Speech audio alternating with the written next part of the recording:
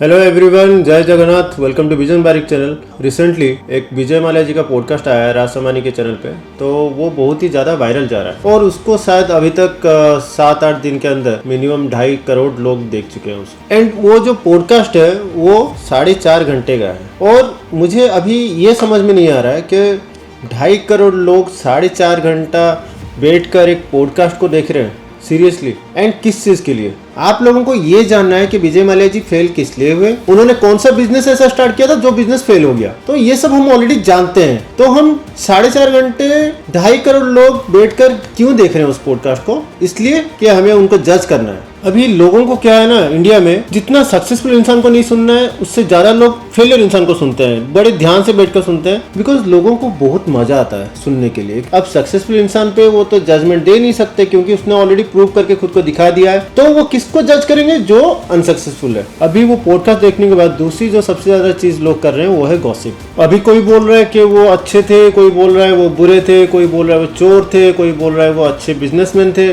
अभी लोग different views दे रहे हैं अपना, लोग अपने हिसाब से उस स्टोरी को लेके जा रहे हैं। मैं आप लोगों से रिक्वेस्ट करूंगा कि भाई आप इतना बड़ा पॉडकास्ट 4.5 घंटे का मत देखो किसी फेलियर इंसान का।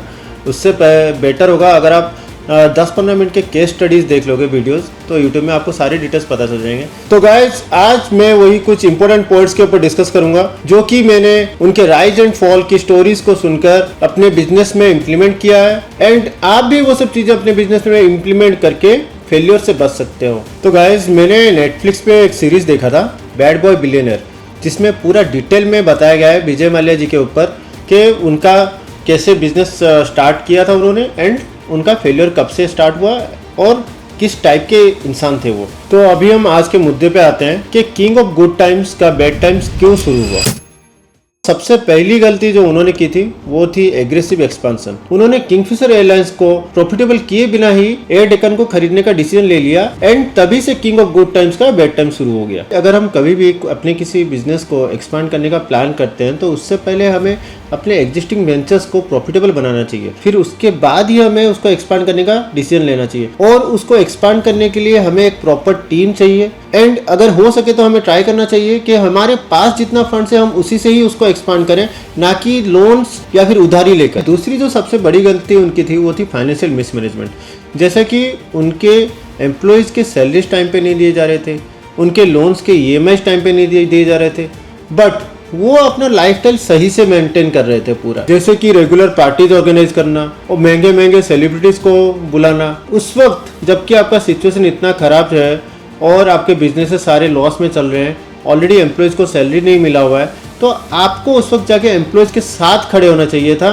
ना कि आपको सेलिब्रेट करना चाहिए था। अभी अगर आप बोल रहे हो कि वो सेलिब्रेशन में अपने पैसे से करा था, तो भाई इसका कुछ मतलब बनता है नहीं। तो भाई अगर आपका बिजनेस लॉस में जा रहा था तो सबसे पहले आपको क्या करना चाहिए, अपने बिजनेस को स्टेबल करने के लिए आपको उसमें और एफर्ट देना चाहिए। और एक चीज जो हमें इससे सीखने को मिलती है वो है जब आपके बिजनेस सब सही चल रहे होते हैं तब सभी के लिए आप एक हीरो हो, आपको सभी रेस्पेक्ट करते हैं, सब आपके आगे पीछे घूमते हैं, बट आपका प्रॉफिट नहीं आता है, आप रेंट नहीं दे पा रहे हो, सैलरी नहीं दे पा रहे हो, तब लोग आपको फ्रॉड्स बोलना शुरू कर देंगे। ऐसे ही लोग आपका साथ भी छोड़ देंगे। मेरा एक सजेशन है भाई उन लोगों को जो लोग बिजनेस करते हैं, अगर आप देख रहे हो कि आपके बिजनेस में कहीं पे भी लॉस हो रहा है और ये लॉस कंटिन्यू कर रहा है बहुत लॉन्ग टाइम तक, आप रेंट नहीं दे पा रहे हो, आप सैलरीज नहीं दे पा रहे हो, या फिर कहीं पे आपको उधारी बढ़ते जा रहे हैं, तो आपको बिजनेस को वहीं पे स्टॉप कर देना चाहिए, वहीं पे उस बिजनेस को बंद कर देना चाहिए पूरा, और